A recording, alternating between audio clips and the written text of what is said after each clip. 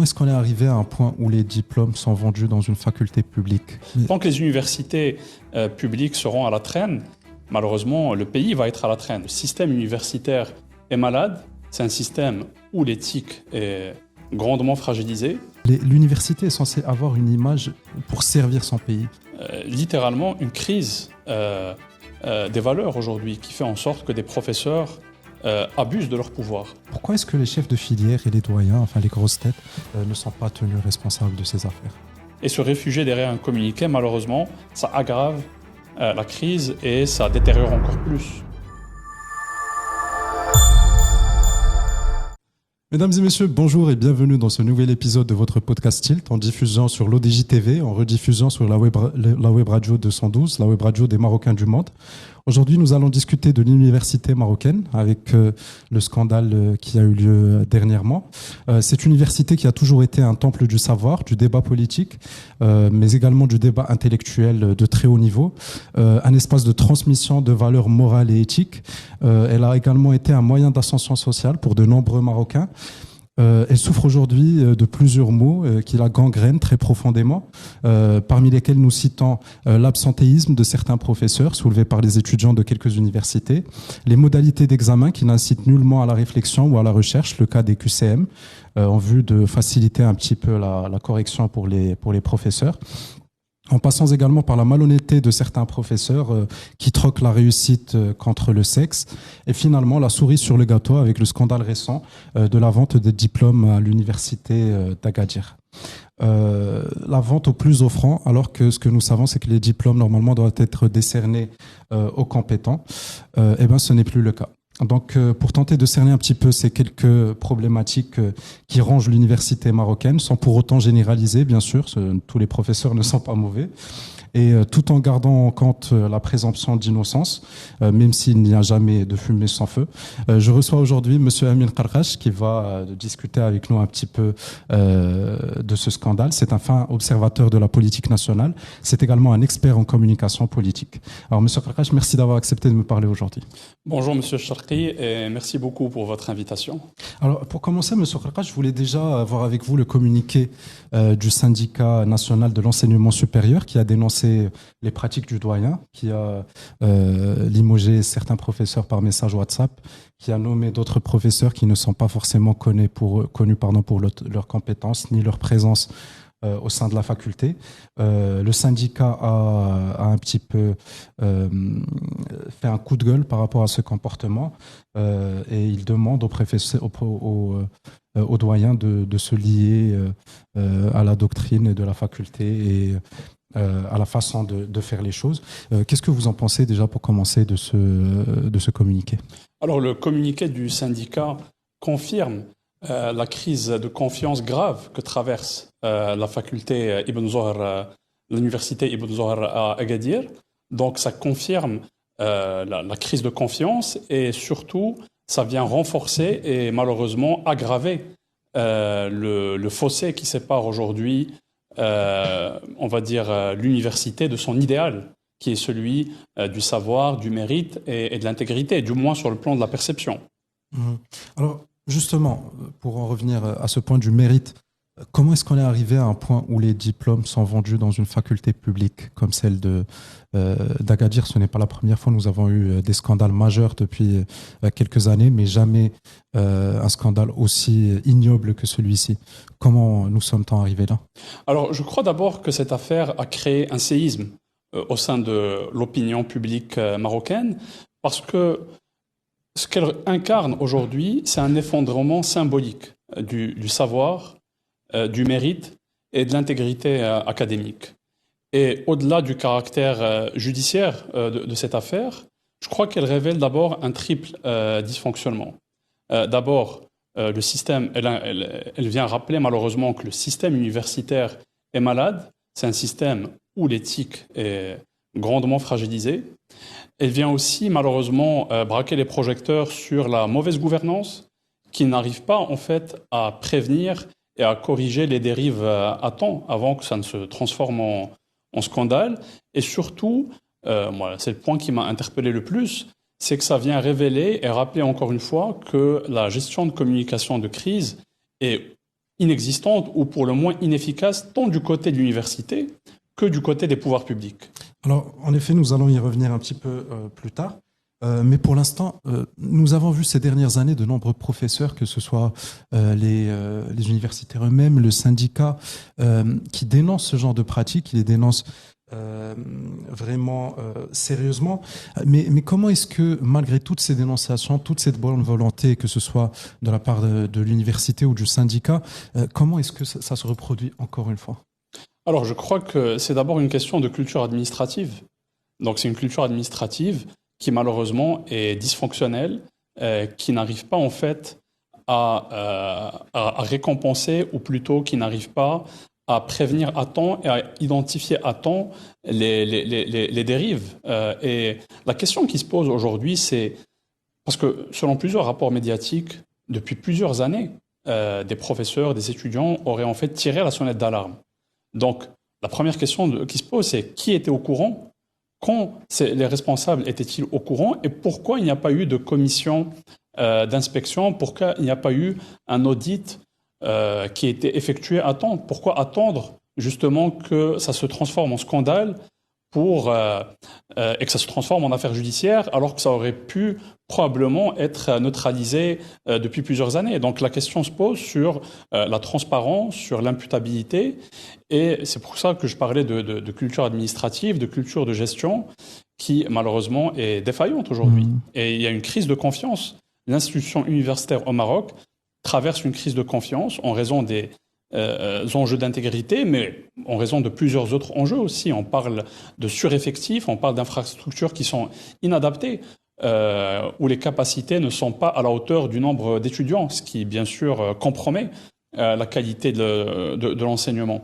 Donc, la crise que traverse l'université est à plusieurs niveaux, mais aujourd'hui, c'est une crise de confiance et qui, malheureusement, vient compromettre les efforts du Royaume, que ce soit en matière de lutte contre la corruption, mais aussi, et ça c'est très important, le soft power, la capacité des universités marocaines à attirer les talents, et aussi la capacité des universités marocaines à établir des partenariats avec des universités étrangères. Donc c'est le rayonnement dans une université qui est aujourd'hui remis en cause.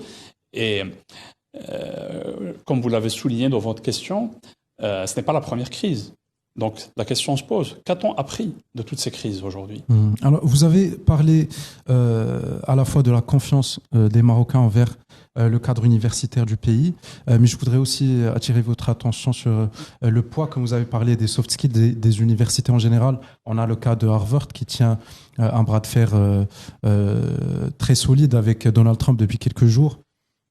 L'université est censée avoir une image pour servir son pays, mais dans le cadre de scandales répétitifs et d'envergure comme celui-là, comment est-ce que ça affecte un petit peu le potentiel qu'auraient pu avoir nos universités en fait, que ce soit au niveau international ou la confiance avec les Marocains?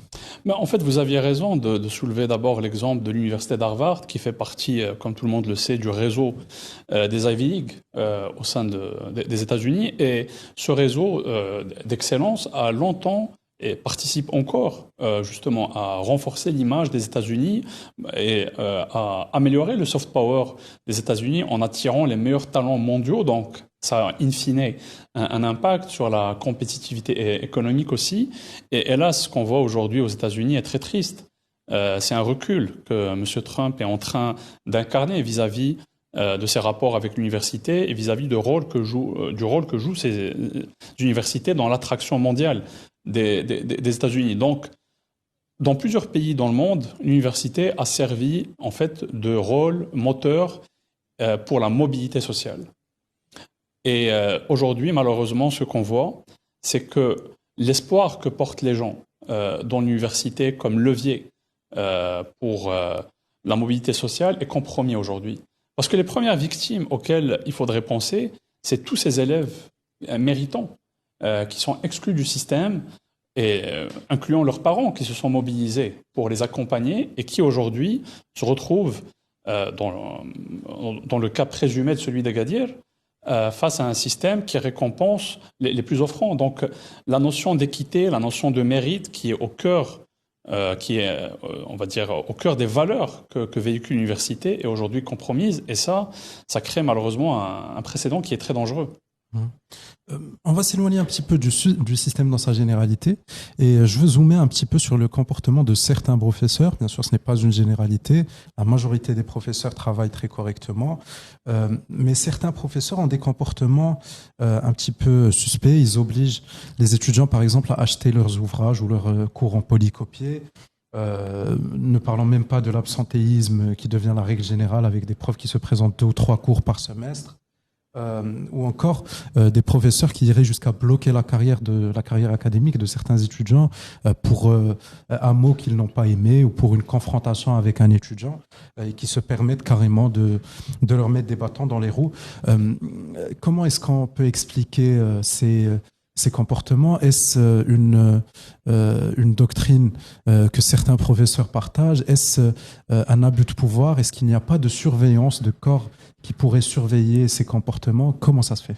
Alors, dans un premier temps, je dirais que ces comportements sont insupportables, malheureusement, parce qu'ils remettent en question l'intégrité du professeur, ils remettent en question la confiance qu'ont les étudiants dans leurs professeurs, et surtout, c'est une question de conflit d'intérêts. Donc, c'est malheureusement le résultat d'une absence de sens civique, d'une absence de sens moral. Donc, c'est littéralement une crise des valeurs aujourd'hui qui fait en sorte que des professeurs abusent de leur pouvoir. Et c'est aussi, comme vous l'aviez soulevé, un échec des garde-fous. Parce que qui est censé contrôler ça? Qui est censé s'assurer que les professeurs respectent le cadre, respectent leurs devoirs et soient intègres? Donc, c'est une crise des valeurs, c'est un échec des garde-fous qui sont censés en fait protéger les étudiants contre ces abus de pouvoir. Et il y a lieu aujourd'hui de revoir de fond en comble la gouvernance universitaire pour s'assurer que les élèves, en fait, que les étudiants, que leur droit de recevoir un enseignement de qualité et d'être respectés soit bien établi. Alors, je ne sais pas si vous avez la même vision que moi, mais depuis les années 2000 à peu près, la fac devenait un petit peu la réponse de ceux qui ne décrochaient aucune école. C'était un petit peu une solution de dernier recours. Ne pensez pas que cette image un petit peu,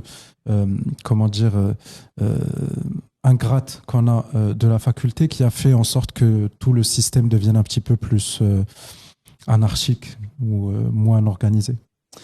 C'est certain que l'université publique au Maroc aujourd'hui souffre d'abord d'une image qui malheureusement, comment on peut dire ça?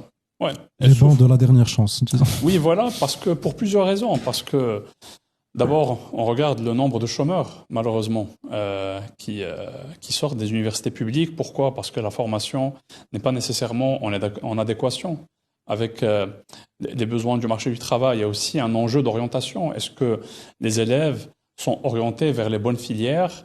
Est-ce que les filières répondent réellement aux besoins des entreprises, du marché du travail? Est-ce qu'il y a un système d'alternance qui permet aux étudiants, au-delà de l'enseignement théorique, d'être aussi en immersion, d'être intégrés en amont dans le marché du travail? Chose qui se fait couramment dans les pays européens, surtout dans les cycles de master. Exact. Après, bon, il y a des problèmes structurels dans l'économie marocaine qui expliquent ça aussi. On est dans une économie qui est dominée par les petites et moyennes entreprises qui n'ont pas nécessairement les ressources pour financer, à partir de leurs fonds propres, un système d'alternance, ce qui implique évidemment un accompagnement de la part de l'État. Et c'est ce que l'État propose, entre autres, dans sa nouvelle feuille de route pour l'emploi, dans l'espoir de baisser le taux de chômage à 9% d'ici les prochaines années. Donc, somme toute, l'université publique aujourd'hui au Maroc souffre malheureusement d'une image qui est négative, mais en même temps, c'est le rôle de l'université, c'est le rôle de l'État de rétablir une image positive parce que l'université est le seul moyen, là je parle au niveau macroéconomique, d'améliorer en fait. Le seul moyen d'ascension sociale. D'ascension sociale, mais aussi d'améliorer la compétitivité industrielle et économique du Maroc. C'est le capital humain qui est aujourd'hui au fondement du progrès économique. Donc, tant que les universités publiques seront à la traîne, malheureusement, le pays va être à la traîne. Il y a un effet d'entraînement qui est provoqué. On le voit malheureusement aussi dans les classements internationaux. À ma connaissance, il n'y a pas d'université publique marocaine qui figure dans le top 500, enfin dans les classements de référence mondiaux. Pour plusieurs raisons. Parce qu'il n'y a pas assez de recherche qui est faite, il n'y a pas assez de contribution à l'excellence académique qui est faite. Et les crises qu'on voit aujourd'hui, malheureusement, renforcent cette image. Et que font les pouvoirs publics et les universités? Malheureusement, des efforts faits jusqu'à maintenant. Il y a eu de multiples réformes du système universitaire au Maroc depuis l'indépendance jusqu'à aujourd'hui. Mais force est de constater que ces réformes n'ont pas abouti aux résultats escomptés. Alors, justement, c'est ce que je me disais. Nous ne sommes même pas... tous les scandales que nous voyons sont des scandales de gestion, de management de base. La vente de diplômes, c'est quand même pas... Vous n'avez pas besoin d'un bac plus 30 pour comprendre qu'il ne faut pas vendre les diplômes de l'université. Le sexe contre les notes, vous n'avez pas besoin d'être un doctorant pour comprendre que c'est immoral. Donc, on n'est même pas arrivé à ce stade de renforcer la recherche, d'aller un petit peu dans la profondeur des choses. On est encore bloqué dans le b.a.-ba de la gestion. Vous avez vu, par exemple, le sommet qu'a organisé Macron en France ces dernières semaines pour attirer les chercheurs du monde pour pouvoir renforcer les universités françaises. Mais nous, on est encore vraiment très très tôt, si je peux me permettre, dans l'organisation universitaire. Justement, la vie politique dans les universités a été vidée de son contenu pendant les années 80-90. Nous avions des organisations estudiantines qui étaient très très puissantes. Les syndicats également ont été très affaiblis. Est-ce que vous pensez que c'est l'affaiblissement de ces institutions qui a créé un vide? Et comme vous le savez, la nature est le vide.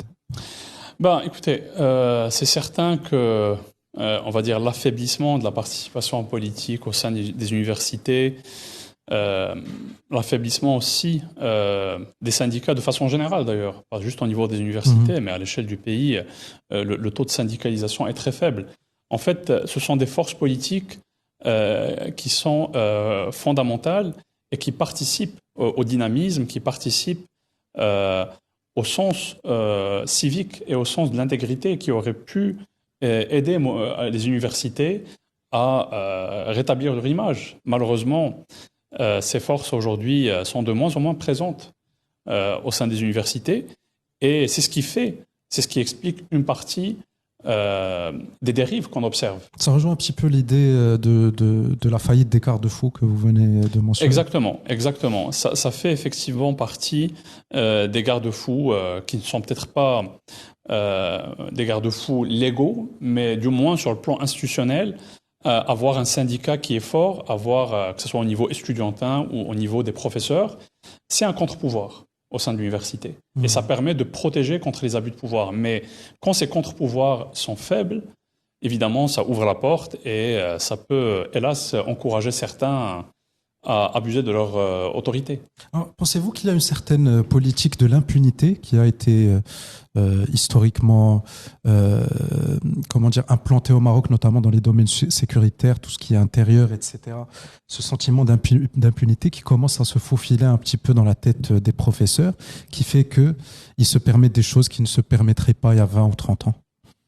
Écoutez, les raisons sont nombreuses pour expliquer les abus de pouvoir, les abus d'autorité de la part de certains membres du corps professoral ou même de certains membres éventuellement de la direction des universités.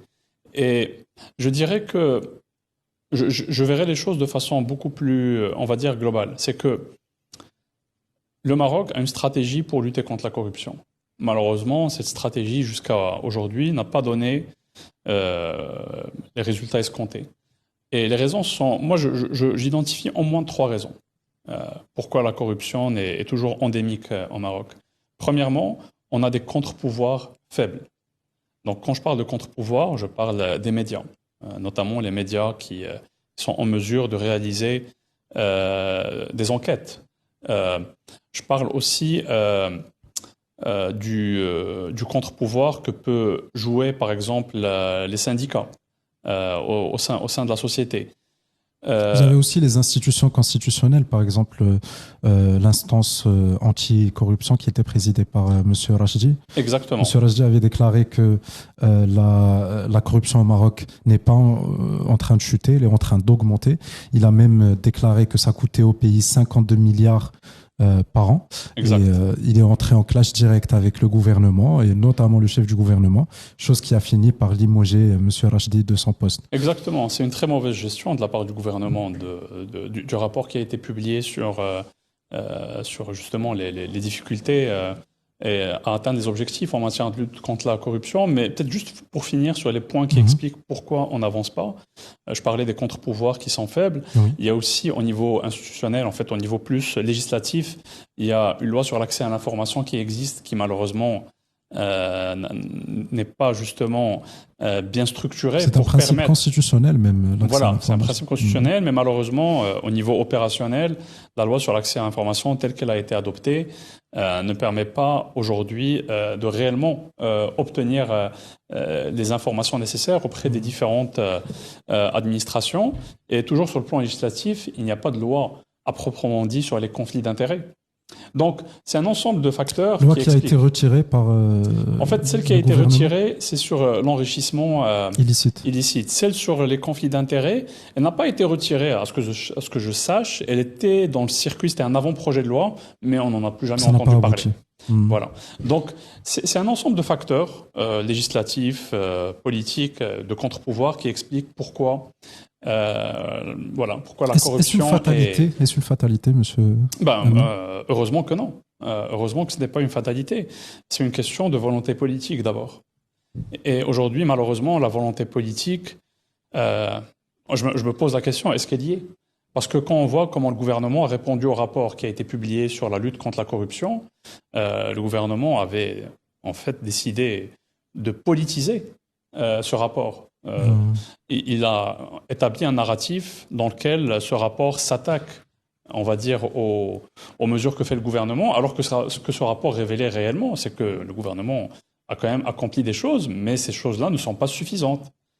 Et le gouvernement, au lieu de politiser le débat avec l'instance de lutte contre la corruption, il devrait plutôt travailler avec elle. Et c'est un signal qu'il envoie à l'opinion publique, et c'est un signal qu'il envoie aussi à toutes les personnes qui seraient tentées d'abuser de leur pouvoir et qui seraient tentées de recourir à la corruption pour arriver à leur fin. La transition s'est faite naturellement. On va passer à notre deuxième partie. On va parler de gouvernance interne et de législation. À votre avis, est-ce que l'administration de l'université, que ce soit le rectorat, le doyen, le président jusqu'au ministre, est-ce qu'ils ont déjà une responsabilité de contrôle et de supervision à laquelle ils ont failli dans ce cas? Et est-ce que vous imaginez que tout cela se serait passé à leur insu? Alors, si on peut le préciser, depuis des années, parce que ça ne date pas d'hier.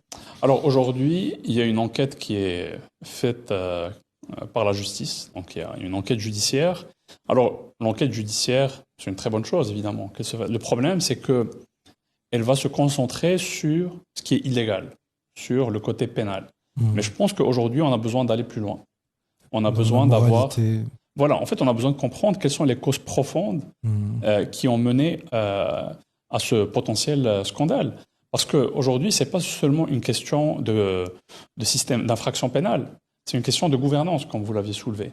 Et je crois que pour y arriver, le ministère a déclenché une enquête administrative, si je comprends bien. Donc, c'est une commission d'enquête qui vient du ministère pour, j'imagine, auditer les politiques de l'université en question. Mais à mon avis, ce qu'il faudrait faire aujourd'hui, c'est encore plus loin. Il faut aller plus loin, dans le sens où il faudrait une commission d'enquête indépendante qui investigue à la fois les pratiques de l'université, mais aussi qui cherche à comprendre le rôle du ministère comme garde-fou, justement.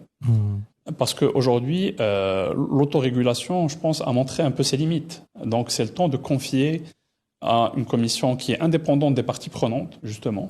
Donc, il y aura toute la marge de manœuvre pour établir quels sont les éléments au niveau de la gouvernance qui se sont révélés défaillants et qui ont conduit à ce qu'aujourd'hui, il y ait une crise de confiance au sein de l'université. Et surtout, une commission qui va établir des pistes de solutions, des recommandations, des changements de politique, éventuellement des changements législatifs.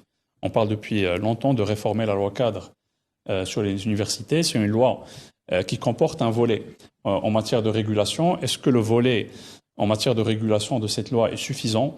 Parce que, si je comprends bien, il y a un volet où l'université fait de l'autorégulation, mais il y a aussi une agence qui s'occupe de l'évaluation des universités. Donc, c'est un mélange des deux. Donc, est-ce qu'aujourd'hui, il faudrait qu'il y ait moins d'auto-évaluation et plus d'audit de la part d'agences indépendantes?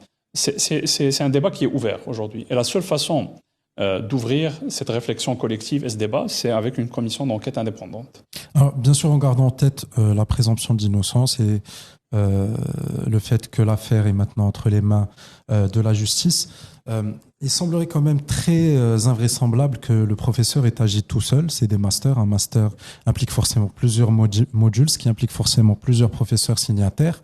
Est-ce que vous pensez qu'il a bénéficié de complicité interne au sein de la faculté?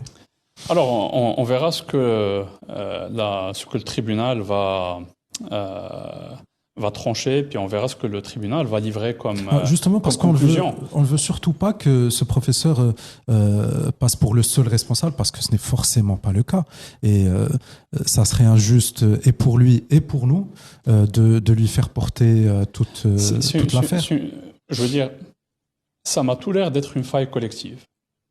Et c'est comme on l'a dit au début, c'est un échec des garde-fous. Si, évidemment, l'affaire se révèle comme c'est présumé.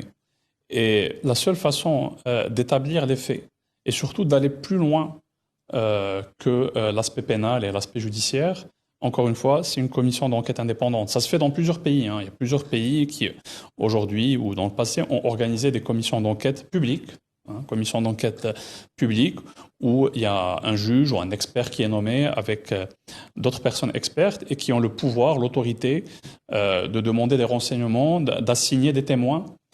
Et pourquoi j'insiste sur le caractère public de cette démarche? Parce que tout l'enjeu est de restaurer le lien de confiance.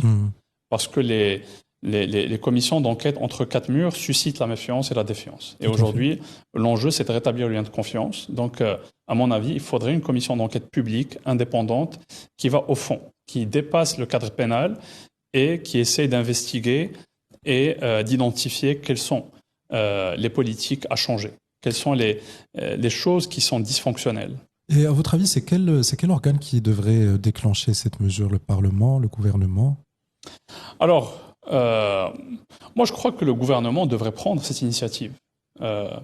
Moi, je pense que le gouvernement devrait prendre cette initiative et établir une commission d'enquête publique indépendante, oui. D'accord. Mais bien sûr, si le Parlement, parce que le Parlement, techniquement, pourrait, s'il a le nombre de voix requis, proposition de loi. Voilà, il pourrait, de ses propres moyens, demander l'établissement d'une commission d'enquête. Malheureusement, c'est ce qu'il avait tenté de faire avec l'enjeu de l'importation des bovins, puis des exemptions fiscales qui ont été accordées, puis toutes les soupçons qui pesaient sur les importateurs qui ont bénéficié d'exemptions fiscales. Les fameux 18. Comment? Les fameux 18. Et peut-être même plus. Et malheureusement, ça n'a pas abouti. Mais oui, le Parlement a le pouvoir aussi de faire appel à une commission d'enquête. D'accord. Que ce soit dans ce scandale ou dans les scandales précédents que l'université a connus, surtout dans les scandales précédents, pourquoi est-ce que les chefs de filière et les doyens, enfin les grosses têtes, ne sont pas tenus responsables de ces affaires? C'est une bonne question. C'est une bonne question. C'est certain que l'ensemble, on va dire, en fait, là je parle de façon générale, quand un scandale surgit, quand il y a une affaire qui devient publique, moi je crois que par esprit de responsabilité et d'imputabilité, le premier qui devrait prendre la parole, c'est d'abord le président de l'institution concernée. Et ce n'est pas l'objectif n'est pas de le culpabiliser. L'objectif est, vous savez, quand vous avez un pouvoir, vous avez une responsabilité. Donc, c'est d'assumer la contrepartie et responsabilité qui vient avec votre pouvoir. Et aujourd'hui, ce que je vois, c'est une absence dans le débat public des principaux dirigeants de ces institutions. Alors nous allons revenir à la gestion de la crise un petit peu plus tard, mais pour l'instant, est-ce que vous croyez que même s'il y a une volonté derrière, est-ce que la législation actuelle que vous avez mentionnée il y a quelques instants est suffisante pour sanctionner certains professeurs corrompus ou certaines pratiques comme celle-ci? Il y a lieu de se poser la question si la législation est dissuasive. Est-ce qu'elle est suffisamment outillée? Puis c'est pas juste une histoire de législation. On peut très bien... Vous savez, le Maroc n'a aucun problème à adopter des projets de loi. Là où réside le réel problème en termes de gouvernance, c'est au niveau de l'applicabilité. Donc, est-ce qu'on se donne les moyens, les ressources financières de réellement appliquer les lois qu'on a adoptées? Il y a plusieurs lois qui sont adoptées, mais il n'y a pas nécessairement les décrets d'application qui entrent en vigueur ou qui prennent du temps à entrer en vigueur. Et une fois entrés en vigueur, est-ce que l'administration possède les ressources budgétaires, humaines, financières nécessaires pour appliquer la loi? Et aujourd'hui, quand on voit que le gouvernement a amputé le budget de l'instance nationale de lutte contre la corruption, oui. C'est malheureusement... C'est un signal très clair. C'est un signal qu'on ne prend pas le problème au sérieux, surtout. Oui. Alors, vous avez parlé de la mesure qu'avait pris le ministère de l'Enseignement supérieur en envoyant une commission qui n'est pas indépendante sur place. Est-ce que vous pensez que c'était suffisant et quelles mesures auraient pu être prises par le ministère? Alors, premièrement, la question se pose, pourquoi maintenant cette commission décide de déclencher cette enquête? Pourquoi pas depuis des années? Parce que selon les rapports médiatiques qui ont été publiés, que tout le monde a lu... En effet, monsieur Dréouch, responsable syndicaliste, a déclaré il y a quelques jours qu'il y avait une commission qui avait été envoyée en 2018. Cette commission a observé de nombreux dérapages, de nombreuses pratiques et que ça n'avait abouti à rien. Cette commission a été retournée à Rabat et que ça s'était calmé ensuite. Donc oui, c'est une question... Ça soulève des questions sur la crédibilité de cette démarche. Et sur qui protège ce système? Voilà, donc c'est beaucoup de questions sur... encore une fois, que je rappelle les questions que je posais au début, c'est qui était au courant? Quand ces personnes étaient-ils au courant? Pourquoi n'ont-ils pas agi à temps pour neutraliser les mauvaises pratiques? Donc, est-ce que cette démarche de la part du ministère est crédible? En tout cas, la question se pose aujourd'hui. Et qu'est-ce que le ministère aurait dû faire dans ce cas? De façon générale, quand un ministère reçoit des informations sur des mauvaises pratiques, sur des potentielles dérives, la première des choses, c'est de prendre ces allégations au sérieux et de mobiliser ses ressources pour aller au fond du problème et établir les faits. Ou sinon, transférer ce dossier aux autorités judiciaires. Donc si ça ne se fait pas, pourquoi ça ne se fait pas en fait? C'est pour ça, je reviens encore une fois, il faudrait une commission d'enquête publique indépendante qui va beaucoup plus loin que le périmètre judiciaire. Là. Vous avez mentionné ce rapport de contrôle entre les agences externes et la faculté elle-même. Est-ce que c'est une réforme que vous proposeriez? Et sinon, quelles sont les autres réformes que la législation qui régit les universités devrait connaître pour mieux cerner ce genre de scandale, pour les éviter dans le futur? Alors, c'est d'abord un effort que devraient faire les universités pour améliorer leur politique interne, pour améliorer leur propre gouvernance. Et je suis d'accord que dans ce cas-ci, la loi doit être revue. La loi doit être revue parce que, comme je l'avais dit au départ, la loi comporte un volet concernant la régulation des universités et il y a tout lieu de se poser la question si les dispositifs de la loi sont suffisants. Est-ce que s'ils étaient suffisants, pourquoi donc on assiste à cette multiplication de scandales? Parce que ce n'est pas le premier scandale, c'est le énième scandale qui entache la réputation des universités et leur intégrité. Donc, manifestement, il y a un problème, ou bien au niveau législatif, ou bien au niveau de l'applicabilité de la loi. D'accord. On arrive à notre troisième et dernière partie. Nous allons parler de la gestion de la communication de crise, que ce soit du point de vue de l'université ou de celui du gouvernement. Alors, comment évaluez-vous, déjà pour commencer, la réaction gouvernementale face à ce scandale?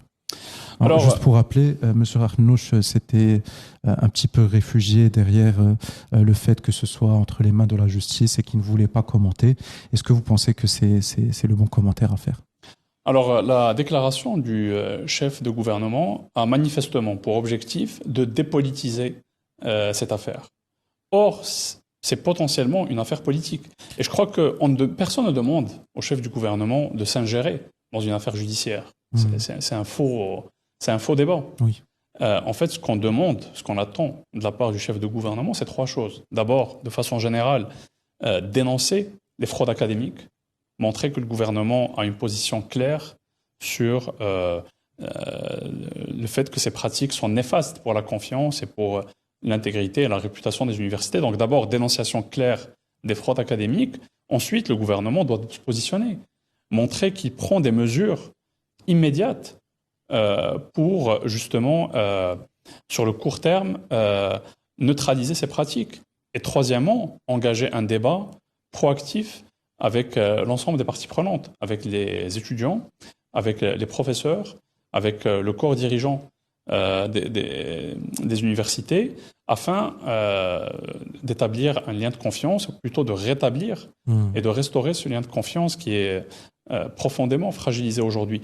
Donc, dépolitiser cette question, c'est vraiment de la mauvaise gestion de crise. Alors, si vous me le permettez, le ministre déjà de l'enseignement supérieur, qu'il le veuille ou non, a une responsabilité politique dans cette affaire, puisqu'elle s'est passée pendant son mandat. Ce n'était pas seulement son mandat, mais son mandat aussi. Monsieur Arnoux étant son supérieur hiérarchique, il a forcément une responsabilité politique lui aussi qu'il doit assumer. C'est son gouvernement. En fait, vous faites bien de mentionner le ministère de l'enseignement supérieur, parce que ce qui vient neutraliser un peu l'argument du chef de gouvernement, comme quoi c'est uniquement une affaire judiciaire. Si c'était le cas, pourquoi le ministère dépêche une commission d'enquête ? Donc ça vient un petit peu enlever de la crédibilité à l'argument du gouvernement que c'est uniquement du champ de la justice. Donc non, aujourd'hui, c'est une affaire politique. C'est une affaire politique, pourquoi ? Parce que dépolitiser cet enjeu revient à diluer la responsabilité collective et en fait revient à se soustraire de l'obligation d'avoir un débat sur l'avenir de l'université. Et aujourd'hui, il est question aussi de l'infrastructure universitaire qui n'est pas, on va dire, équipée, qui souffre d'une surcharge. Il y a beaucoup trop d'étudiants dans les universités, alors que les universités devraient avoir des infrastructures qui sont beaucoup plus, on va dire, équipées, modernisées, pour éviter le problème de surcharge, parce que ça nuit à la qualité, à l'expérience de l'étudiant. On a parlé tout à l'heure de l'absence d'une volonté politique claire en ce sens, à votre avis. Pourquoi est-ce que le gouvernement n'a pas pris de mesures fortes, que ce soit dans ce scandale ou dans ceux d'avant, même avec les interventions de certains universitaires, de certains professeurs, les dénonciations, je veux dire pour des trucs, excusez-moi, pour des affaires un petit peu plus banales de la vie quotidienne, l'absentéisme, l'abus de pouvoir des professeurs. Pourquoi est-ce qu'on ne voit aucune tentative de sauver un petit peu la mise de la part du gouvernement? Alors, si je peux me permettre de juste rouvrir une parenthèse en termes de gestion de crise, parce qu'on a parlé du gouvernement, mais on n'a pas parlé de l'université. De l'université. Voilà. Parce que l'université l'université en question a publié un communiqué où justement elle déclare que l'affaire est entre les mains de la justice et que les étudiants auront le droit à leur enseignement, à leur examen, et que l'université va veiller à ce que tout se déroule comme prévu. Je paraphrase. Mais qu'est-ce qui pose problème au niveau de cette approche en termes de gestion de communication de crise ? Premièrement, il n'y a aucune reconnaissance que les étudiants sont en train de traverser une crise de confiance, premièrement. Parce que les premières victimes sont les étudiants qui font l'effort, qui ont le mérite d'avoir accès à tel master, qui travaillent de façon rigoureuse et qui sont les premières victimes de la fraude, de la potentielle fraude académique. Donc, première chose, il n'y a pas de reconnaissance que les étudiants sont en train potentiellement de subir un tort. Il y a aussi le fait qu'il n'y a personne qui incarne le leadership de l'université. C'est un communiqué qui est complètement anonymisé. En fait, c'est ce que j'appelle l'anonymat institutionnel. Il n'y a pas de figure forte au sein de l'université. Ça pourrait être son président, par exemple. Ça pourrait être le doyen de la faculté qui prend la parole, parce que pour rassurer et pour rétablir le lien de confiance, les gens ont besoin de voir le visage, le leader qui incarne l'institution. Et se réfugier derrière un communiqué, malheureusement, ça aggrave la crise et ça détériore encore plus le lien de confiance, sans parler du fait qu'il n'y a aucune mesure corrective qui est annoncée à l'interne pour essayer de remédier aux différents problèmes qui malheureusement entachent la réputation de l'université et pas de solution à long terme. Donc, en fait, tant qu'à moi, il n'y a pas de communication de crise qui a été exercée et ce communiqué ne fait que aggraver le lien de confiance, ne fait Sur que ce point, détériorer. est-ce que vous pensez que c'est plus une lâcheté de ces dirigeants ou est-ce que c'est juste la manière de faire les choses ici? C'est une mauvaise approche, ça c'est clair. C'est une très mauvaise approche. Et comme je l'avais dit au début, le pouvoir vient avec une responsabilité. Et aujourd'hui, comme leader de l'université, votre première responsabilité, c'est de vous adresser au public, de vous adresser aux médias, afin de montrer clairement que vous êtes en train de contrôler le narratif. Parce que le problème qui se pose quand on se cache derrière un communiqué, c'est que, en fait, on rate une opportunité de se positionner comme un acteur de changement. Et aujourd'hui, c'est une opportunité ratée de la part de la faculté ou de l'université en question de montrer que ce n'est pas seulement une faculté qui subit potentiellement la fraude ou qui subit de façon établie, on va dire, la critique publique, mais c'est un acteur qui a le pouvoir de reprendre le contrôle du narratif et de se positionner comme un acteur de changement avec des actions claires pour donner de la lisibilité, justement, sur l'avenir pour ces étudiants et l'ensemble des parties prenantes, parce qu'il y a les étudiants, il y a les professeurs, il y a l'ensemble des partenaires qui comptent et qui ont confiance dans l'université, dans son intégrité. Et aujourd'hui, malheureusement, je le répète encore une fois, mauvaise gestion de crise et opportunité complètement ratée pour repositionner l'université comme une institution éthique et comme un moteur du changement social. Alors, je retourne à ma question que je vous avais posée. Pourquoi est-ce que le gouvernement n'agit pas de façon claire, ne fait pas de tentative forte, solide dans ce sens pour sauver un petit peu l'état des lieux de l'université marocaine? Vous avez dit qu'il n'y avait pas de volonté politique derrière. Qu'est-ce que ça veut dire? Est-ce que le gouvernement ne veut pas que les Marocains aillent à l'université? Est-ce qu'ils veulent garder l'éducation pour une élite? Qu'est-ce qui se passe exactement? Alors, si on regarde un peu les choses sur, on va dire, depuis plusieurs années, premièrement, il y a ce problème-là. Il y a plusieurs gouvernements qui se succèdent, plusieurs ministres qui se succèdent, et malheureusement, quand les uns annulent les réformes des autres, ça finit par faire très mal et à nuire au principe de continuité des politiques publiques. Donc déjà là, ça explique on va dire une partie de l'échec des politiques éducatives qui ont été menées ces dernières années. Donc c'est pas forcément une mauvaise volonté, mais c'est plus une mauvaise gestion des politiques publiques qui nuit et qui empêche d'atteindre les résultats. Après, moi je crois que le gouvernement aimerait avoir des centres d'excellence, que les universités redeviennent attractives. Le problème, c'est est-ce qu'ils s'en donnent les moyens? Et puis aujourd'hui, je pense que le gouvernement, je ne crois pas que c'est une priorité. Et malheureusement, ça devrait l'être, parce que le taux de chômage est à un niveau qui est extrêmement élevé et l'inadéquation entre la formation et les besoins du marché du travail explique une partie du problème. Donc, si le gouvernement, dans sa feuille de route de l'emploi, ne met pas un accent et ne fait pas de l'université un axe stratégique de sa réforme pour l'emploi, sa réforme n'atteindra pas les objectifs. D'accord. Cette communication un petit peu défaillante du gouvernement surtout sur ce scandale, la communication post-scandale, est-ce que vous ne pensez pas qu'elle aggrave à la fois la crise de confiance des citoyens entre les citoyens et l'université et à la fois les relations avec tous les partenaires internationaux et l'image un petit peu de l'université comme on en a parlé? Est-ce que ça aggrave cette situation? Vous savez, la confiance est au centre de tout.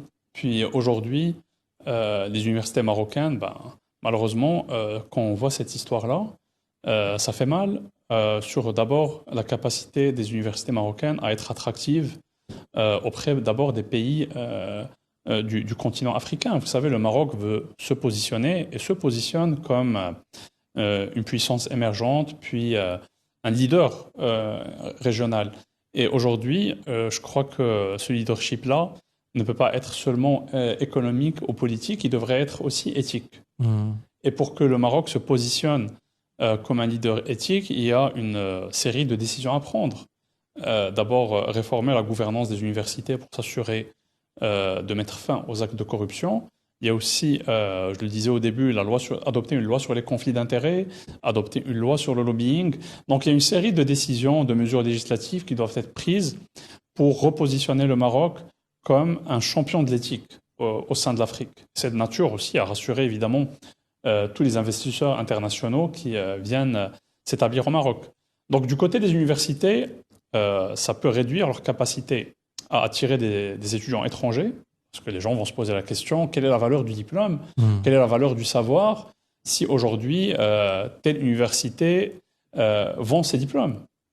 Donc ça c'est d'un côté. Et puis d'un autre côté, c'est la capacité des universités marocaines à établir des programmes d'échange, des partenariats avec des universités étrangères qui peut être remis en question.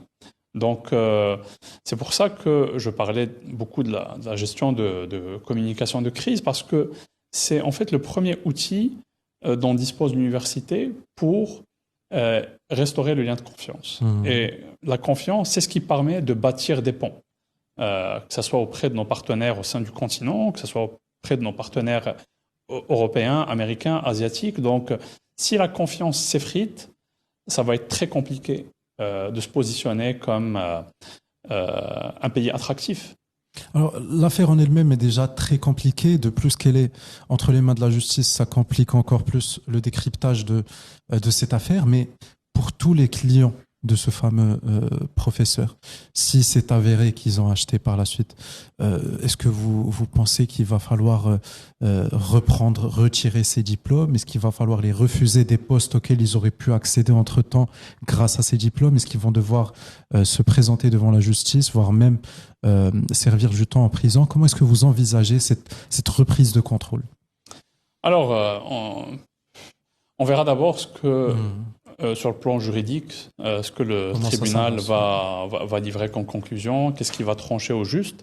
Et je crois que pour être très, très honnête, c'est une question à laquelle peut répondre un avocat ou quelqu'un qui maîtrise réellement les subtilités juridiques, on va dire, parce qu'effectivement, il y a un effet rétroactif qui pourrait En tout cas, il y a une question de rétroactivité qui pourrait se poser.